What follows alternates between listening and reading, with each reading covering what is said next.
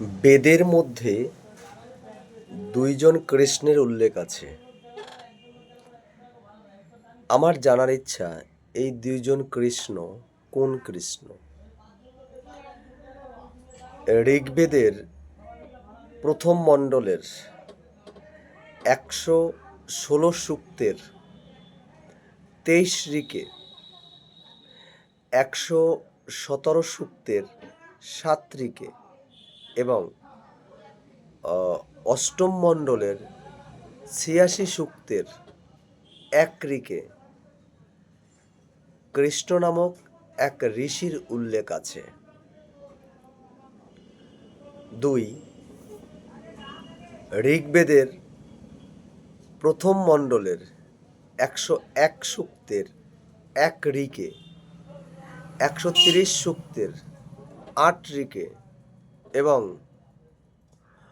অষ্টম মণ্ডলের 96 সূক্তের 13 ঋকে কৃষ্ণ নামক এক অনার্য যোদ্ধার উল্লেখ আছে।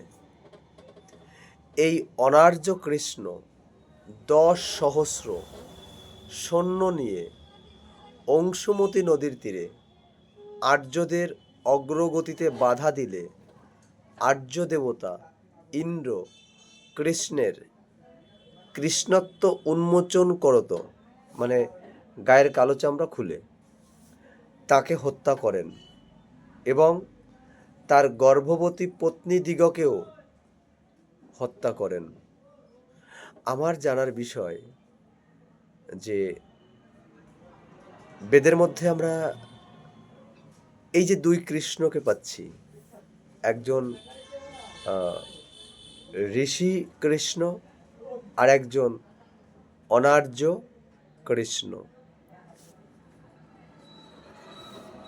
এখন এর সঠিক কোন কৃষ্ণ বা আমরা কোন কৃষ্ণকে ধরবো? আবার উপনিষদের কৃষ্ণ আলাদা, মহাভারতের কৃষ্ণ আলাদা, এগুলো আমি পরপর করে আপনাদের সামনে তুলে ধরবো।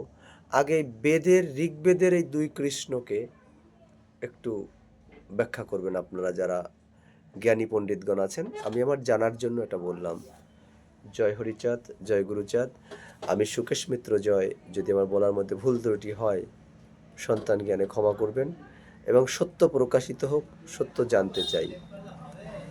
এবং আমরা এটাও জানি যে বেদের মধ্যে 144 বার কৃষ্ণ উল্লেখ আছে, তার মধ্যে 105 বার কৃষ্ণের প্রশস্তি করা হয়েছে। এখন ঋষি কৃষ্ণ, অনার্য কৃষ্ণ, এটা যদি একটু আপনারা খুলে বলেন আমার একটু ভালো হবে জানার জন্য। জয় হরি বল।